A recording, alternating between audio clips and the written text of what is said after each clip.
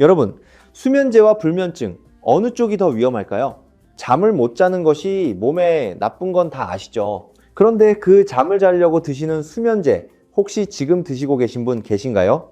오늘 이 영상을 끝까지 보셔야 합니다. 연세대 세브란스 병원 수면연구팀이 발표한 결과입니다. 수면제를 6개월 이상 복용한 분들, 그렇지 않은 분들보다 인지기능 저하 위험이 2.7배 높았습니다. 더 충격적인 건 이 사실을 수면제를 처음 드실 때 아무도 알려주지 않는다는 겁니다. 우리 주변에 보면 잠을 못 자서 고생하시는 분들이 참 많습니다. 어떤 분들은 몇 년째 수면제 없이는 눈을 못 감는다고 하시죠. 그런데 오늘은 그 수면제가 왜 무서운지, 야간에 소변을 자꾸 보러 가시는 분들은 왜 그런지, 그리고 집에서 재료 몇 가지로 만들 수 있는 숙면식품까지 전부 다 알려드리겠습니다. 오늘 말씀드릴 내용은 이렇습니다. 첫 번째, 수면제가 우리 뇌에 어떤 일을 하는지. 두 번째, 야간요의 진짜 원인이 뭔지. 세 번째, 저녁에 절대 드시면 안 되는 음식이 무엇인지. 네 번째, 숙면을 부르는 집밥 레시피. 다섯 번째, 갱년기 여성분들을 위한 특별 레시피. 그리고 마지막으로 현대인이 잠을 못 자는 근본 이유와 해결책까지.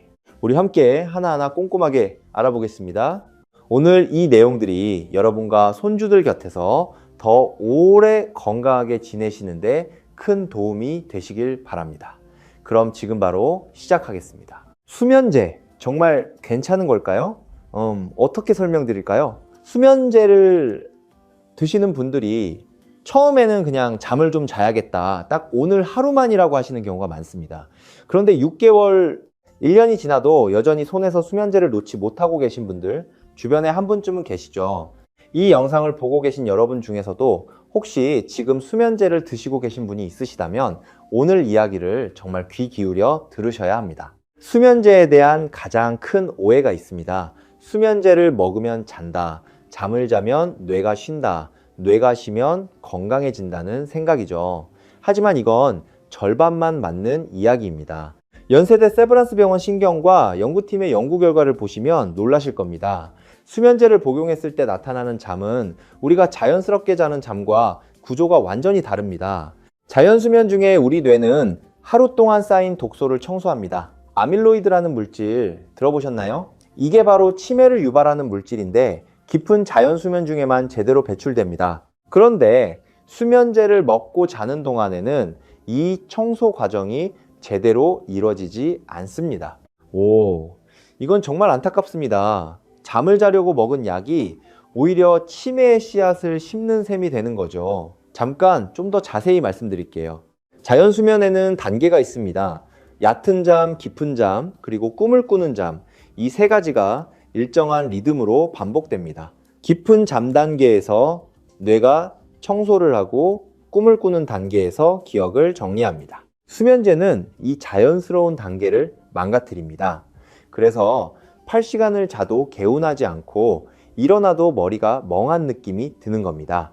울산에 사시는 임경자 선생님은 68세이십니다.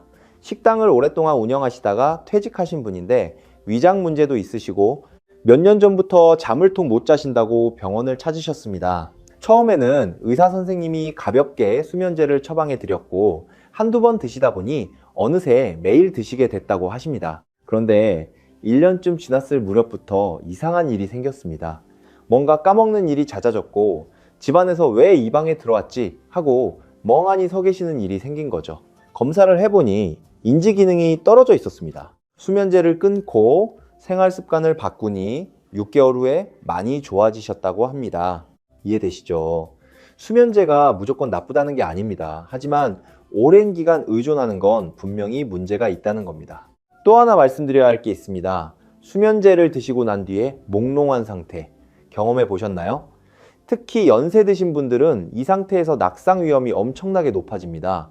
질병관리청 통계에 따르면 수면제를 복용 중인 60대 이상 어르신들의 낙상 사고 비율이 그렇지 않은 분들보다 3.4배 높습니다. 새벽에 화장실 가다가 넘어지시는 사고 정말 많이 일어납니다. 골절은 작은 일이 아닙니다. 우리 부모님 세대에서 넘어져서 고관절 골절, 척추 골절이 생기면 거동이 힘들어지고 그게 또 다른 건강 문제로 이어지는 경우를 우리는 주변에서 너무나 많이 봐왔습니다. 그렇다면 어떻게 해야 할까요? 걱정 마세요. 방법이 있습니다. 지금 수면제를 드시고 계신 분들 갑자기 끊는 건 절대 안 됩니다. 반드시 담당 의사 선생님과 상담하시면서 천천히 줄여나가시고 오늘 알려드릴 식이요법과 생활 습관으로 자연 수면을 회복하시길 권해드립니다. 첫 번째, 수면제 의존도를 줄이는 것. 두 번째, 자연스럽게 잠이 오게 하는 음식을 챙기는 것. 이 두 가지가 함께 이루어져야 합니다. 자, 지금까지 수면제의 위험성에 대해 알아봤습니다. 수면제가 뇌 청소를 방해하고 치매 위험을 높이며 낙상 사고까지 유발할 수 있다는 것 기억하시죠? 다음으로는 밤마다 여러분을 화장실로 불러내는 야간요에 대해 이야기해 드리겠습니다. 밤에 소변 때문에 두세 번씩 깨시는 분들 계시죠? 이거 나이 들면 당연한 거다, 별 수 없다, 이렇게 생각하시는 분들 많으십니다. 잠깐요, 그게 아닙니다. 야간요는 단순한 노화 현상이 아니에요. 이걸 제대로 알면 충분히 줄일 수 있습니다. 우리 몸 안에는 ADH 호르몬이라는 게 있습니다. 항이뇨 호르몬이라고도 하는데, 쉽게 말씀드리면 밤에 소변이 너무 많이 만들어지지 않도록 신장에 신호를 보내는 역할을 합니다. 낮에는 활발히 움직이니까 소변을 자주 봐도 괜찮죠. 하지만 밤에는 깊이 쉬어야 하니까 이 호르몬이 신장에 명령합니다. 물을 다시 흡수해라. 소변은 최소한으로 만들어라. 이 덕분에 건강한 젊은 사람들은 밤새 한 번도 안 깨고 잘 수 있는 거입니다. 그런데요, 나이가 들면서 이 ADH 호르몬의 분비가 줄어듭니다.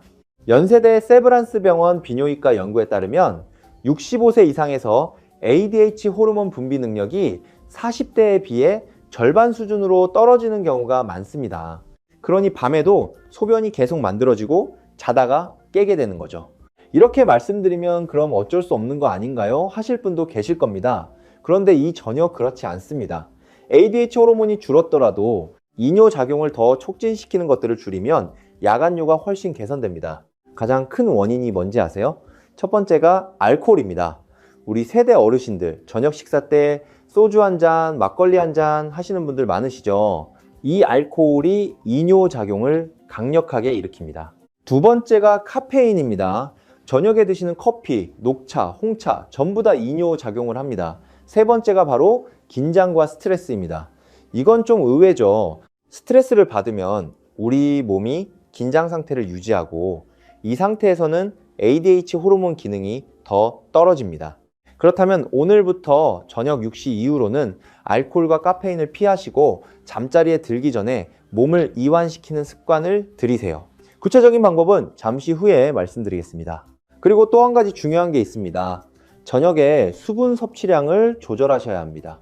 많은 분들이 하루에 물 많이 드세요. 1리터, 2리터 하루에 마셔야 된다는 말에 저녁에도 물을 계속 드시는 경우가 있는데요. 수분 섭취의 대부분은 오전과 오후 이른 시간에 하시는 게 좋습니다. 저녁 8시 이후로는 수분 섭취를 최소화하시는 게 야간요를 줄이는데 효과적입니다.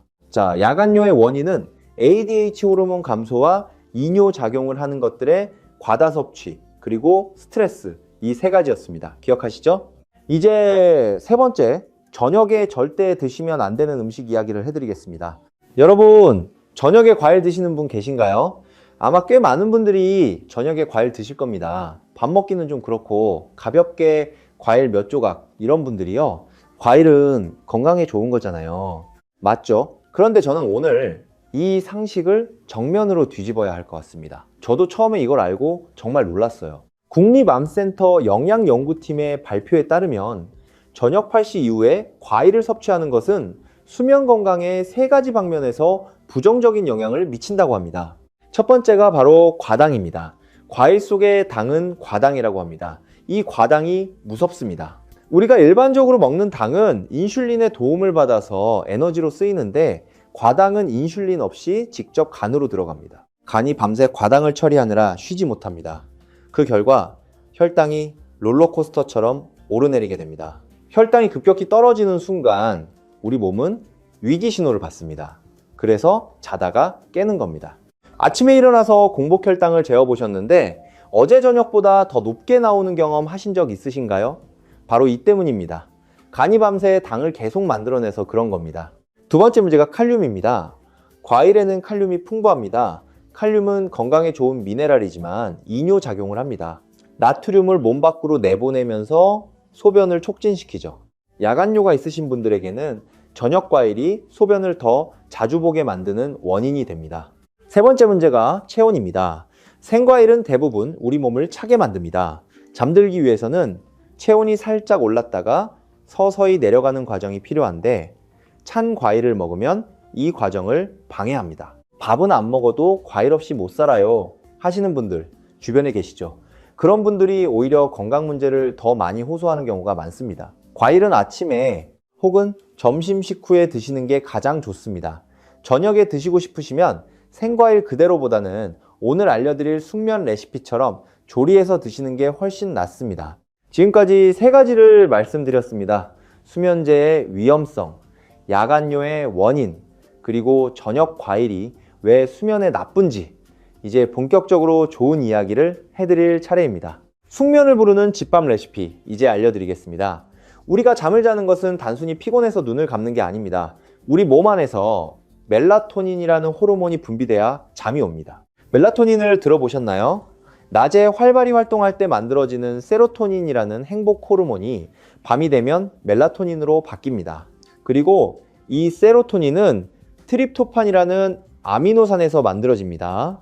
그러니까 결국 트립토판을 먹어야 세로토닌이 되고 세로토닌이 멜라토닌이 되고 멜라토닌이 우리를 잠들게 해줍니다.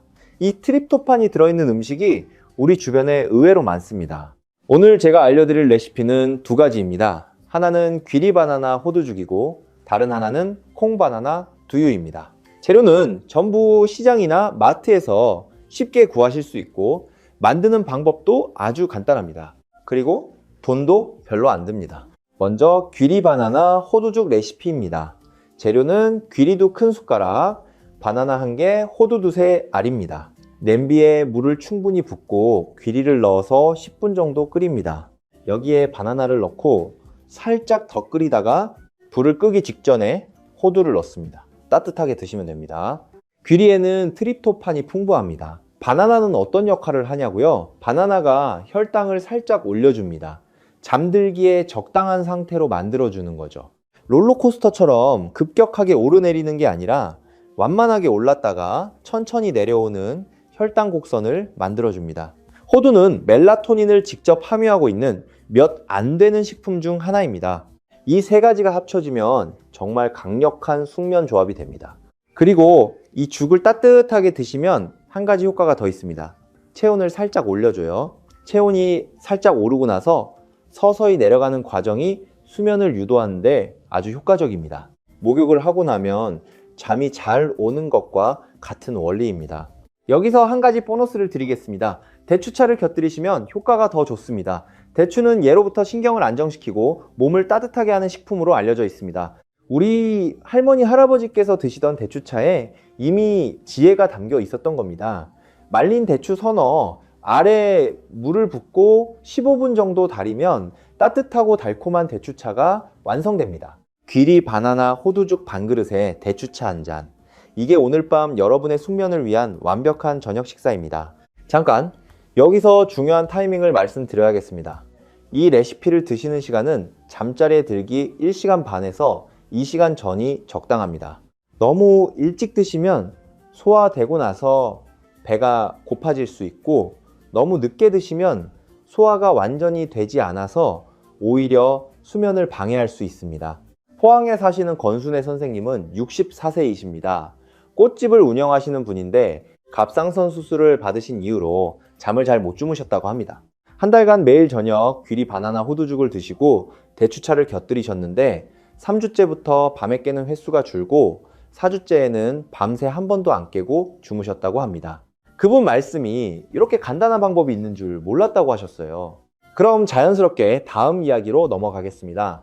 따뜻한 우유 이야기입니다. 잠자리에 들기 전에 따뜻한 우유 한 잔이 도움이 된다는 이야기 많이 들어보셨죠? 실제로 효과가 있긴 합니다. 그런데 모든 분께 해당되는 건 아니에요. 잠깐 조금 더 설명드릴게요. 우유에는 트립토판이 들어있습니다. 그래서 멜라토닌 생성을 돕죠. 그리고 따뜻하게 마시면 체온을 올렸다가 내리는 효과도 있습니다. 여기까지는 맞습니다. 그러나 문제가 생길 수 있는 분들이 있어요. 바로 유당불내증이 있으신 분들입니다. 우유 속의 유당을 소화시키지 못하는 분들인데 생각보다 많습니다. 삼성서울병원 소화기내과 자료에 따르면 동아시아인의 경우 성인의 73%가 어느 정도의 유당불내증을 갖고 있다고 합니다. 이런 분들이 우유를 드시면 배가 부글부글하고 가스가 차거나 복통이 생길 수 있습니다. 이 불편한 감각이 오히려 잠을 방해합니다. 또 하나, 우유는 인슐린 분비를 촉진하는 특성이 있습니다. 유당불내증이 있는 상태에서 우유를 마시면 소화도 안 되는데 인슐린은 분비가 되니까 혈당 균형이 깨질 수 있습니다. 이게 야간의 불편함을 유발하는 원인이 되기도 합니다. 그래서 따뜻한 우유 한 잔이 나한테는 왜 효과가 없지 하셨던 분들, 이제 이유를 아시겠죠? 우유가 잘 안 맞으시는 분들은 락토프리 우유를 선택하시거나 아니면 조금 후에 알려드릴 콩, 바나나, 두유 레시피를 대신 드셔보세요. 훨씬 더 편안하게 드실 수 있습니다. 이해되시죠? 우유가 좋은 분도 있고 잘 안 맞는 분도 있다는 것, 자신의 몸에 맞는 방법을 찾으시는 게 중요합니다. 자, 이번에는 식초와 수면의 관계입니다.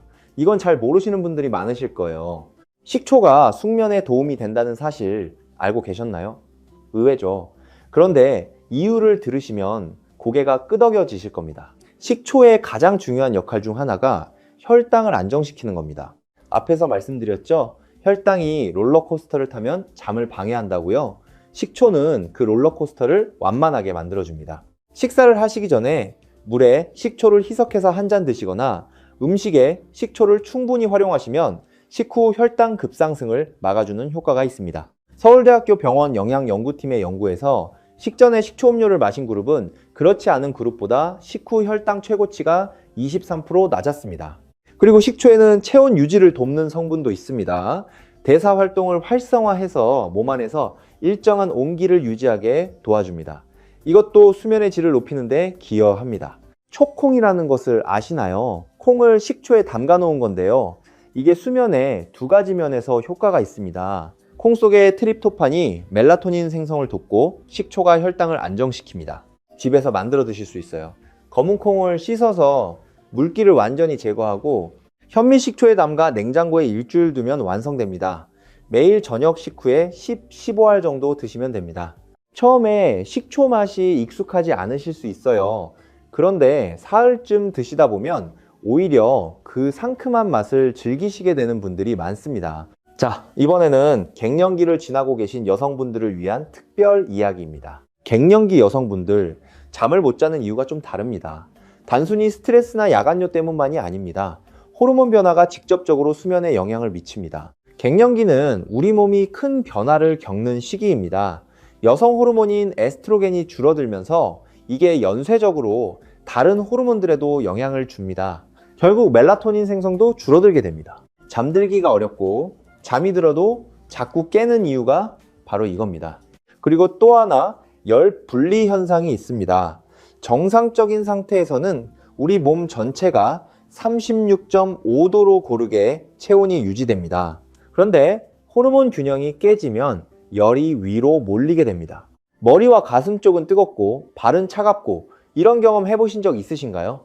갱년기 열감, 안면홍조가 바로 이 현상입니다.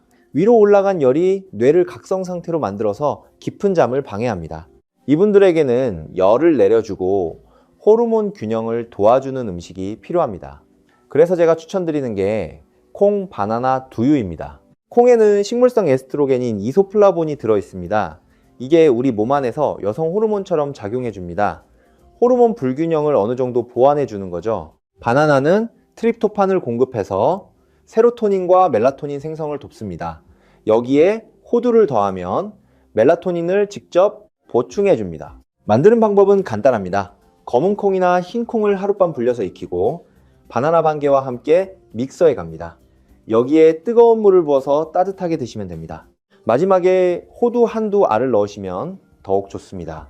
맛이 어떨까 걱정되시나요? 바나나가 들어가서 생각보다 달고 고소합니다. 드셔보시면 의외로 맛있다고 하시는 분들이 많아요. 수원에 사시는 신명숙 선생님은 61세이십니다.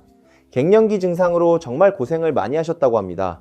얼굴이 화끈거리고 밤에 땀이 나고 잠은 통 못 자고 여러 가지 방법을 써보셨지만 큰 효과를 못 느끼셨는데 콩 바나나 두유를 한 달간 꾸준히 드시고 나서 달라지기 시작했다고 합니다. 2달째에는 안면 홍조도 줄고 밤잠이 훨씬 편안해졌다고 하셨어요. 물론 모든 분께 같은 효과가 나타나는 건 아니지만 시도해볼 가치는 충분히 있습니다.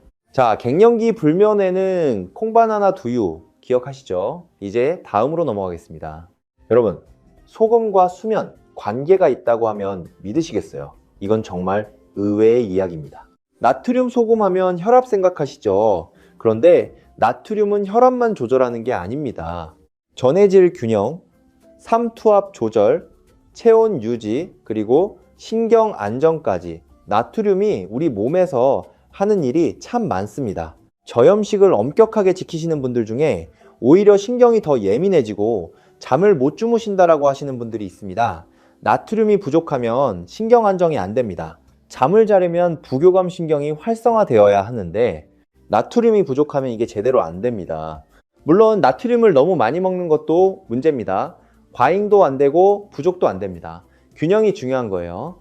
일반 성인의 하루 나트륨 권장량은 200-300mg 정도입니다. 꼭 기억하세요.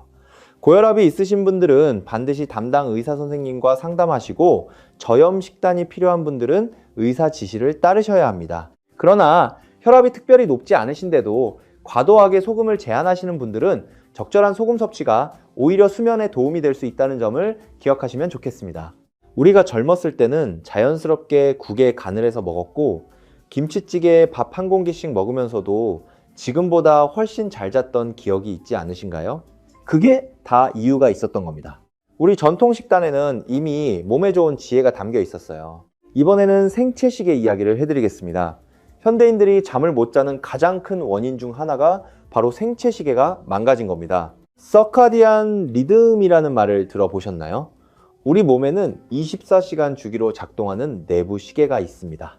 아침에 햇빛을 받으면 생체시계가 세팅됩니다. 낮에는 활동 모드, 저녁에 어두워지면 수면 모드로 전환됩니다. 멜라토닌이 분비되기 시작하고 체온이 서서히 내려가고 몸이 잠잘 준비를 합니다. 그런데 우리 지금 어떻게 살고 있나요? 저녁에 환한 형광등 아래서 생활하고 잠자리에 들기 직전까지 휴대폰을 들여다봅니다. 휴대폰과 TV에서 나오는 블루라이트, 파란색 계열의 빛이 뇌에 아직 낮이라는 신호를 보냅니다. 그러면 멜라토닌 분비가 억제됩니다. 몸은 자야 할 시간인데 뇌는 아직 활동 모드를 유지하는 거죠. 연세대 세브란스 병원 수면 클리닉 연구에 따르면 잠자리에 들기 1시간 전까지 휴대폰을 사용하면 멜라토닌 분비가 최대 38% 감소한다고 합니다. 잠이 안 와서 누워서 휴대폰 보다 보면 더 잠이 안 오는 악순환이 생깁니다.